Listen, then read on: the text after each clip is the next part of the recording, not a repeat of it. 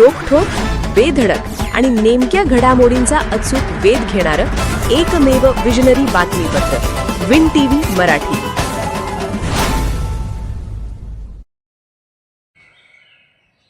वारणेत 27 मार्चला रंगणार वारणा संगीत मैफिल. वारणा नगर येथील शास्त्री भवन सभागृहात 27 मार्च रोजी अनिल एच मोरे आणि राजश्री शाहू फाउंडेशन प्रस्तुत वारणा संगीत मैफिल रंगणार आहे.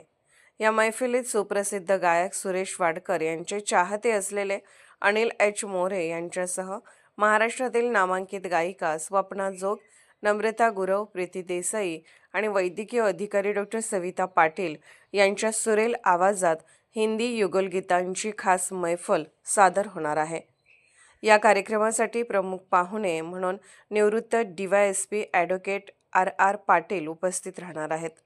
तसेच पन्हाळा माजी सभापती रवींद्र जाधव, राजश्री शाहू फाउंडेशनचे संस्थापक बबन केकरे, जय भवानी पाणीपुरवठा चेअरमन सचिन जमदाडे, शहापूरचे माजी सरपंच डॉक्टर कृष्णात पाटील, राजश्री शाहू शिक्षक पतसंस्थेचे अध्यक्ष प्रताप राबाडे, सावित्री विश्व महिला दूतचे सचिव KS पाटील आदी मान्यवरांच्या उपस्थितीत हा सोहळा पार पडणार आहे.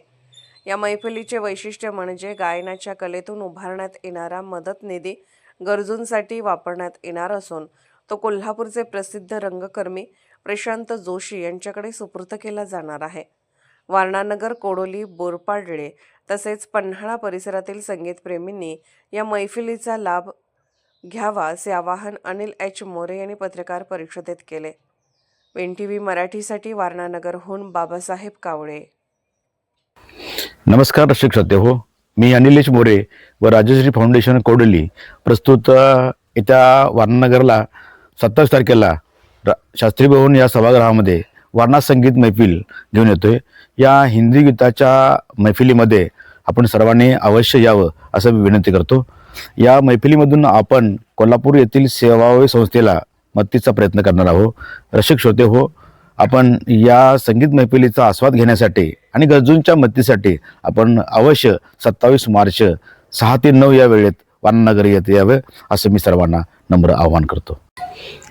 नमस्कार रसिक श्रोते हो, येत्या 27 मार्च रोजी वारणानगर येथील शास्त्री भवन या सभागृहामध्ये मी आणि माझ्यावर काही गायिका मिळून वारणा संगीत मैफिल आयोजित केलेली आहे.